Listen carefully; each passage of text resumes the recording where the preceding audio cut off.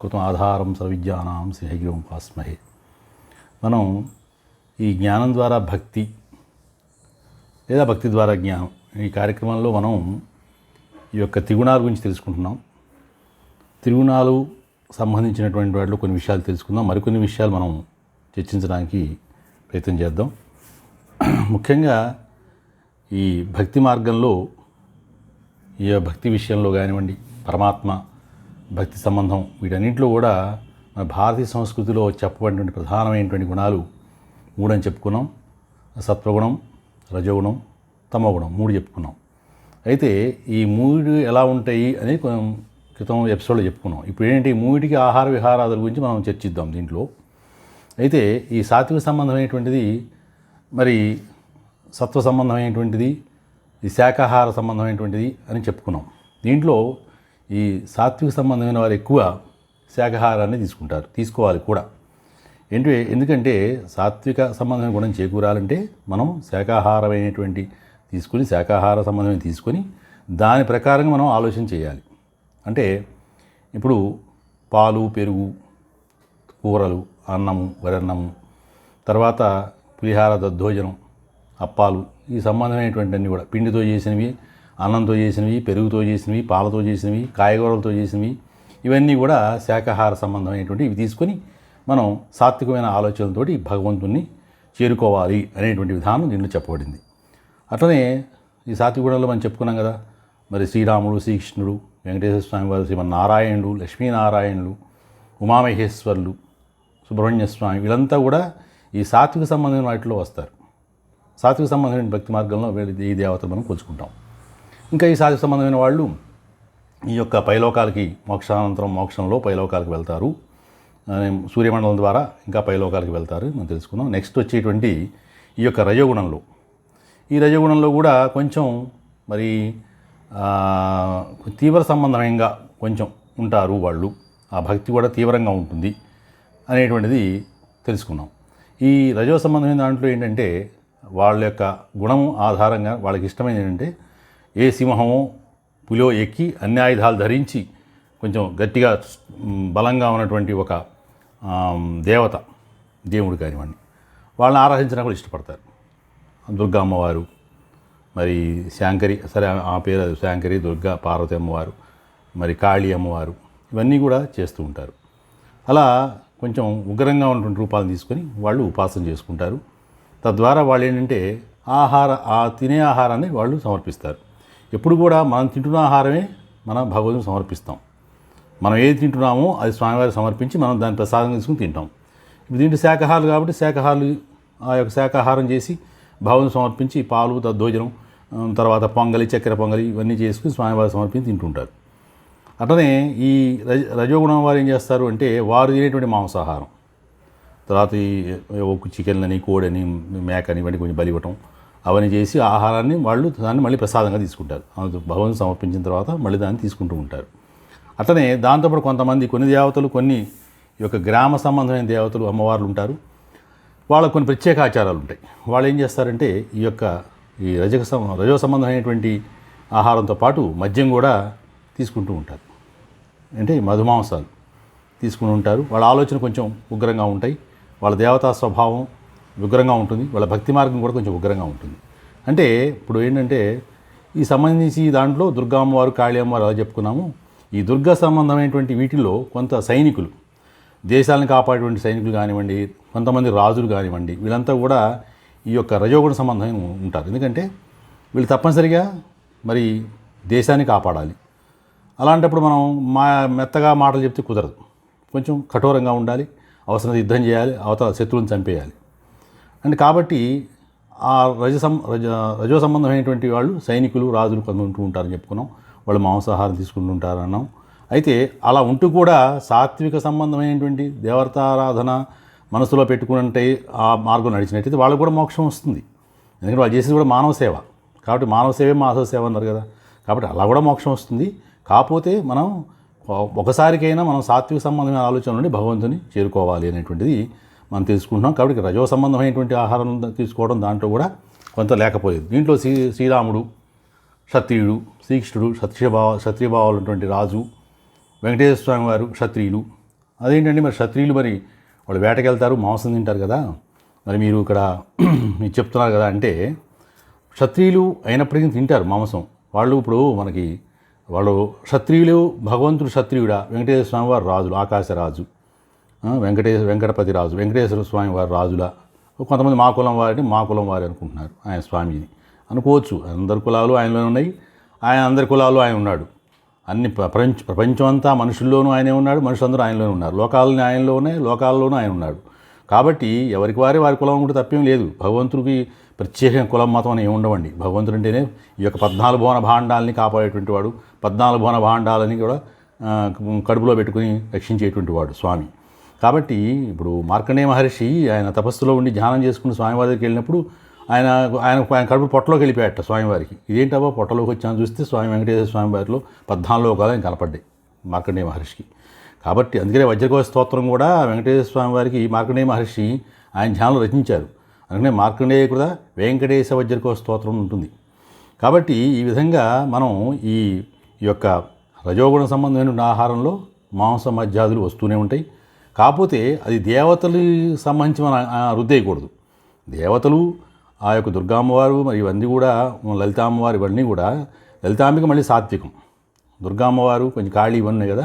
మనం ఏం చేయాలంటే అమ్మవార్లు వాళ్ళు మామూలునే ఉంటారు, కానీ మనం చేసే దాంట్లో కొంచెం సంయమనం పాటించి మరి అవి కొంచెం తగ్గించుకొని, అమ్మవార్లు ఏమీ తాగేయమని చెప్పలేదు, నాకు ఇచ్చేయమని చెప్పలేదు, సమర్పించమని లేదు, అవి కాదు. మనం సమర్పించాల్సిన మనస్సు, మన మనసును సాత్వికం చేసుకోవాలి. నువ్వు రజో సంబంధం తింటున్నా కూడా సరే, సమర్పించినా కూడా అవి తగ్గించుకుంటూ, దేవతలు అనేటువంటి వారు మనం చూసేది భక్తి మనస్సు. నువ్వు మాంసం పెట్టావా, ఇవి పెట్టావా అని కాదు. అయితే కొన్ని దేవతలకు, గ్రామ దేవతలకు వాళ్ళ యొక్క ఆచారాలు బట్టి పెడుతూ ఉంటారు. ఏది పెట్టినా కూడా మనం దేవతలను తప్పుపట్టడం కాదు, దేవతల విధానంలో మనం ఏర్పరచుకున్న భక్తి మార్గంలో ఉంటుంటాయి అవి. దాన్ని కొంచెం జాగ్రత్త చేసుకొని మనం మోక్ష మార్గం కోసం మళ్ళీ సాత్వికంలోకి వెళ్ళి ప్రయత్నం చేసుకోవాలని పెద్దలు చెప్పారు. కాబట్టి అది రజో సంబంధమైనటువంటిది. తర్వాత మరి దేవుడి కులం ఉంటుందా, రాజులు అంటారేంటి, క్షత్రియులు అంటారేంటి, దాని గురించి మనం చెప్పుకుందాం. ఇప్పుడు ప్రస్తుతం సత్వ రజో తమస్సు గుణంలో ఉన్నాం. తమో గుణంలో ఏం జరుగుతుందంటే, ఈ రజగుణంలోనేమో ఇక్కడ వాళ్ళు ఇక్కడే తిరుక్కుంటూ జనమరణ చక్రంలో పడి వాళ్ళు మోక్షం అనేటువంటి ప్రత్యేకంగా రావడం కష్టం అవుతుంది. ఇక్కడే జన్మలు ఎత్తుంటారు, ఇక్కడే చనిపోతుంటారు, ఈ లోకాల్లో తిరుగుతుంటారు. వాళ్ళు భూలోకంలో ఇక్కడ మనుషులుగా అనేక జీవరాశులుగా మనుషులుగా పుడుతూ ఉంటారు, జనమరణ చక్రం చిక్కుంటారు. ఇది రజోగుణంలో ఉంటుంది వాళ్ళు. అందుకని ఏం చేయాలంటే సత్వగుణం సంబంధించుకొని, అందుకని సత్వగుణంలో సాత్విక మరి సత్వగుణం నేనే అని భగవద్గీత కృష్ణ భగవాన్ చెప్పాడు. అందుకని మీరు చూడండి, ఎవరైనా నమస్కారం పెట్టినప్పుడు కృష్ణార్పణం అంటారు, రామార్పణం అనొచ్చు, శివార్పణం అనొచ్చు, తప్పులేదు. కాకపోతే ప్రత్యేకంగా ఎక్కువ శాతం మంది కూడా కృష్ణార్పణం అనేది ఎక్కువ మనకు వినపడుతూ ఉంటుంది. ఎందుకు కృష్ణార్పణం ఉంటుందండి, రామార్పణం శివార్పణం లేదంటే అందరూ ఒకటే. కానీ సర్వదేవనమస్కారం కేశవం ప్రతి గచ్చతి అని కూడా చెప్పారు. సర్వదేవనమస్కారం శివం ప్రతి గచ్చతి అని చెప్పేవాడు కూడా ఉన్నారు. అయితే ఇక్కడ ఏంటంటే సర్వదేవనమస్కారం కేశవం ప్రతి గచ్చతి ఎందుకు అన్నారు అంటే, ఆయన ఈ యొక్క విశ్వరూపాన్ని చూపిస్తాడు అర్జునుడికి. అది చూపించినప్పుడు అందరు దేవతలు ఆయన యొక్క శిరస్సులలో ధరించి ఉంటారు. ఏది మనం హెల్మెట్లు ధరించినట్టు మాత్రాన్ని ఏది కావాలంటే తీసుకోవచ్చు అనమాట. అలా అన్ని తలలు చూపిస్తారు ఆయన. అందరు దేవతలు దాంట్లో ఉంటారు కృష్ణ పరమాత్మ చూపించినప్పుడు. కాబట్టి ఏ దేవుడు నమస్కారం పెట్టినప్పుడు ఎవరికి పోతుంది అది? ఇక్కడ అవతారం చూపించినప్పుడు, విశ్వరూపం చూపించిన స్వామివారు అంటే శ్రీకృష్ణ భగవానుడు. అందుకని సర్వదేవ నమస్కారం కేశవం ప్రతి గచ్చతి అంటారు. కాబట్టి సరే, అది విషయం మనం మాట్లాడదాం. తర్వాత ఇంకేంటంటే, ఇప్పుడు ఆ విధంగా ఈ రజోగుణం అయిపోయింది. తమోగుణంలో ఏమొస్తుంది? తమస్సు అంటే చీకటని చెప్పుకున్నాం. ఈ తమోగుణంలో వీళ్ళు అజ్ఞానంలో ఉంటారు. ఉండి ఎంతసేపు కూడా బద్ధకము, మరి ఆ అజ్ఞానము, తమస్సు అంటే చీకటి చెప్పుకున్నాం. అజ్ఞానంలో పడి కొట్టుకుంటూ ఉంటారు వాళ్ళు. ఎంతసేపు కూడా ఒకళ్ళని ఇబ్బంది పెట్టేటువంటి పూజలు చేద్దాం, ఒకళ్ళని లోపరుచుకుందాం, ఆ శక్తి అంటే ప్రయత్నం చేద్దాం, ఆ దేవుడో పట్టుకుందాం అని చెప్పి ఆ తమస్సులో చీకటి ఆలోచనలో పడి ఒకళ్ళని ఇబ్బంది పెట్టేటువంటి విషయాలు చేస్తూ ఉంటారు. ఆ విధంగా వాళ్ళు ఏవో మంత్రాలు మాయలు కనిపెట్టి వాళ్ళ మీదకి రుద్దామని చూస్తూ ఉంటారు. ఆ ప్రత్యేకంగా ఆ దేవతలు ఆ యొక్క ఏమంటారు, వామాచారం అంటారు, అవి చేస్తూ కూడా ఇబ్బంది పెడదామని చూస్తూ ఉంటారు. కానీ మన సంస్కృతిలో ఏముందంటే సర్వే జనాః సుఖినో భవంతు ఉంది. అందరూ బాగుండాలి, దాంట్లో నేను ఉండాలి, మనందరం కూడా మంచిగా ఉండాలని చేసే పూజలే ప్రధానం. ఇటువంటి వామాచారం లాంటివి మనం అంగీకరించకూడదు. వాడి విషయంలో మనం వెళ్ళకూడదు. మన మోక్షం రావాలి, మన వాళ్ళు మంచిగా ఉండాలి, సమాజం బాగుండాలి, అందరం బాగుండాలంటే మనం సాత్విక సంబంధంగా ఉండి అందరం కూడా చక్కగా బాగుంటట్టుగా మనం కోరుకోవాలి. కాబట్టి ఇంకా ఈ తమో సంబంధమైనటువంటి తామస గుణం వాళ్ళు ఎక్కడికి పోతారు అంటే చివరికి వీళ్ళు ఈ లోకంలో కూడా కాదుట, పైలోకాలు వదిలేయండి. పైలోకాల్లో మహానుభావులు వాళ్ళంతా సాత్విగుణం వాళ్ళు వెళ్తే, ఇక్కడ రజోగుణం వాళ్ళు వెళ్తే ఈ భూలోకంలో వీటిల్లో ఇంకా అట్టడుగు గుణాలు ఉన్నాయి.